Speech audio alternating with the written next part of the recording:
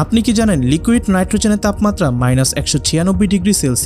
এই অবস্থায় ভুল করেও যদি আপনার হাতে লিকুইড নাইট্রোজেন লেগে যায় বা কোনো লিকুইড নাইট্রোজেনের পাত্রে আপনি পড়ে যান তাহলে কি হবে আসুন জেনে নেই। একজন মানুষের শরীরের গড় অভ্যন্তরীণ তাপমাত্রা 37°C। এই তাপমাত্রা যদি 30°তে পৌঁছায় তাহলে মানুষ অজ্ঞান হয়ে যেতে পারে। 25°C হৃদস্পন্দন বন্ধ বা হার্ট ফেল হয়ে যেতে পারে এবং 24°C এর নিচে মানুষ বেঁচে থাকতে পারে না। কিন্তু নাইট্রোজেনের তাপমাত্রা -196°C এর নিচে। এই অবস্থায় যদি হাত নাইট্রোজেনে ডুবিয়ে রাখা হয় তাহলে কি হবে? যদি আপনি দ্রুত হাত নাইট্রোজেন থেকে সরিয়ে ফেলেন তাহলে লেইডেন ফ্রস্ট ইফেক্টের কারণে আপনার হাত বেঁচে যেতে পারে, কারণ এখানে নাইট্রোজেন এবং আপনার হাতের মধ্যে একটি রক্ষাকারী বাষ্পের স্তর তৈরি হয়। কিন্তু যদি আপনি দীর্ঘক্ষণ নাইট্রোজেনে হাত দিয়ে রাখেন তাহলে আপনার হাত সম্পূর্ণ জমে যেতে পারে। আপনার পেশি এবং রক্ত এতই শক্ত হয়ে যাবে যে আপনি সহজেই তা ভেঙে আলাদা করতে পারবেন। সুতরাং কখনোই লিকুইড নাইট্রোজেনের সংস্পর্শে আসলে দ্রুততম সময়ে তা পরিষ্কার করার চেষ্টা করবেন। এই ধরনের আরো সায়েন্স রিলেটেড ভিডিওর জন্য এক্সপ্লোনেশন